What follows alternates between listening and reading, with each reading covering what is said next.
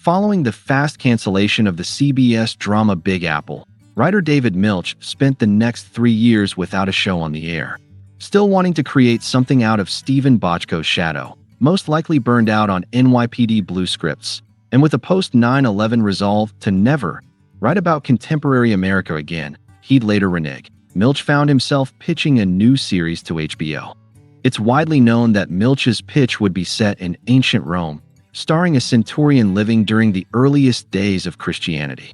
Milch's public comments have indicated this series would focus on a Roman centurion with an alcoholic son, one delivered from his addiction after meeting the Apostle Paul and converting to Christianity.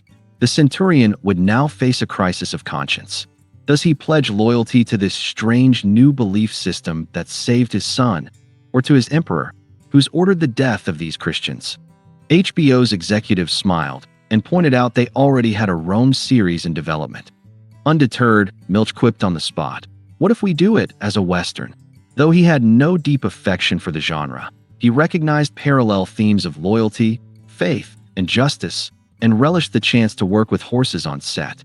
He spent months researching Deadwood, South Dakota, a makeshift mining camp that sprang up in 1876 on land legally belonging to the Lakota Sioux. Early settlers were even expelled by the U.S. government, only to return amid armed conflict. Deadwood opens months after the camp's founding, when gold claims are staked and outlaws roam. The pilot drops us into Montana, where Sheriff Seth Bullock, on his last day in office, faces a lynch mob demanding he release a condemned thief. Bullock defends the prisoner, then carries out a lawful hanging on his own steps, ensuring the man's sister hears his final words and physically helps with the drop when nature won't finish the job. This brutal, true-to-history episode perfectly captures Bullock's unwavering sense of justice, his courage, and the brutality of frontier law enforcement. After that unforgettable opening, the pilot of Deadwood carries on at a leisurely pace. While the NYPD Blue pilot drops the viewer into the world of Kelly and Sipowicz and throws a new emotional confrontation, plot twist, or violent shooting at you every few minutes, Deadwood is far more methodical about introducing its characters. Its deliberate character introductions can feel slow at first, but after a few episodes, the show's verisimilitude and rich, flawed characters are simply compelling.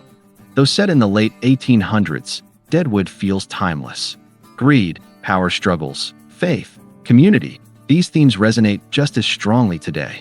By transplanting his Roman morality tale to the American frontier, Milch created a series that remains one of television's most textured and authentic dramas.